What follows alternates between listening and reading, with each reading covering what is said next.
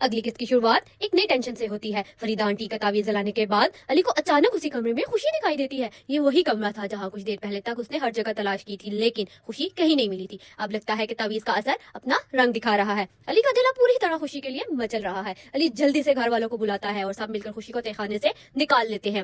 اس پل ہر کوئی ہوش کھو بیٹھتا ہے کیونکہ خوشی کی خوبصورتی انسانی حدوں سے پرے لگتی ہے۔ نادیہ کی ماں حیران رہ جاتی ہے اور کہہ بیٹھتی ہے، یہ تو انسان نہیں ہے، کوئی روحانی ہستی لگتی ہے۔ اسد بھی سوچتا ہے جنات بھی اتنے خوبصورت ہو سکتے ہیں، کیونکہ اس نے تو صرف عازر اور چمکی کو دیکھا تھا جو خوشی سے بالکل الگ تھے۔ علی خوشی کی کمزوری اور بے چینی دیکھ کر پریشان ہو جاتا ہے۔ اب اس کا ایک ہی مقصد ہے، خوشی کو عازر کے اثر سے آزاد کرانا۔ اس کے لیے چوتھی پہیلی حل کرنی ضروری ہے۔ اسے اندازہ ہو چکا ہے کہ عازر اور چمکی حویلی میں موجود نہیں ہے، ورنہ وہ خوشی کو کبھی لے جانے نہ دیتے۔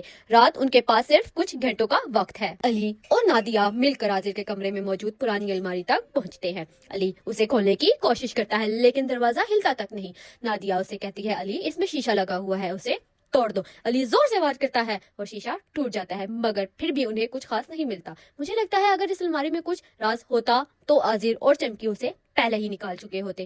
اب ان کے پاس ایک ہی راستہ بچا ہے، بابا جی کو بلانا جنہوں نے وہ پہلا تعویذ دیا تھا۔ شاید انہی کی مدد سے خوشی پر سے عازر کا جادو ٹوٹ سکے۔ بابا جی کے آنے سے پہلے خوشی کے اسٹیچو پر چادر ڈال دی جاتی ہے تاکہ انہیں کوئی نقصان نہ ہو۔ اسد بابا جی کو حویلی کے اندر لے جاتا ہے۔ بابا جی خاموشی سے چاروں طرف دیکھتے ہیں جیسے انہیں کوئی اجنبی قوت محسوس ہو رہی ہو۔ اسد حیران ہو کر پوچھتا ہے، کیا آپ حصار کھینچ رہے ہیں؟ بابا جی بس انگلی ہونٹوں پر رکھ کر اسے چپ کروا دیتے ہیں۔ لگتا ہے واقعی وہ کوئی روحانی عمل کر رہے ہوں۔ اسی وقت حویلی سے دور چمکی پریشان ہوتی ہے۔ وہ عازر سے کہتی ہے، عازر مجھے خوشی نظر نہیں آ رہی، مجھے لگتا ہے کچھ برا ہونے والا ہے۔ دونوں حویلی کی طرف دوڑتے ہیں۔ ادھر بابا جی کے سامنے خوشی ظاہر ہوتی ہے۔ وہ دعا کرتے ہیں اور عازر کا اثر اس پر سے مٹا دیتے ہیں۔ اب خوشی پوری ہوش میں ہے۔ اس وقت علی اور خوشی دونوں بابا جی کے سامنے اقرار کرتے ہیں کہ ان کی محبت سچی ہے، جادو نہیں۔ علی پھر سوال اٹھاتا ہے، کیا انسان اور جن کی شادی ممکن ہے؟ بابا جی جواب دیتے ہیں کہ اسلام میں ایسے رشتوں کو منع کیا گیا ہے کیونکہ ایسے رشتوں سے فتنہ پیدا ہوتا ہے۔ کوئی بھی اپنے غلط عمل کو جائز قرار دے سکتا ہے، اس لیے اسے سختی سے روکا گیا ہے۔ لیکن ایک اور نیا ٹویسٹ شروع ہونے والا ہے۔ بابا جی کی حویلی میں آنے کے بعد عازر کا بدلہ۔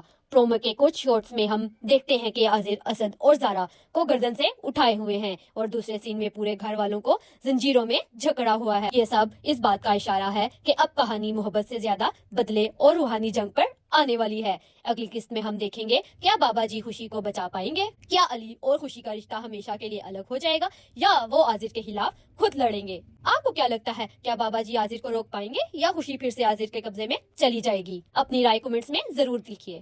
اور اگر آپ کو یہ ریویو پسند آیا تو ویڈیو کو لائک کریں، چینل کو سبسکرائب کریں اور بیل آئیکن کو دبانا نہ بھولیے تاکہ جن کی شادی کے اگلے ایپیسوڈ کا ریویو سب سے پہلے آپ تک پہنچے۔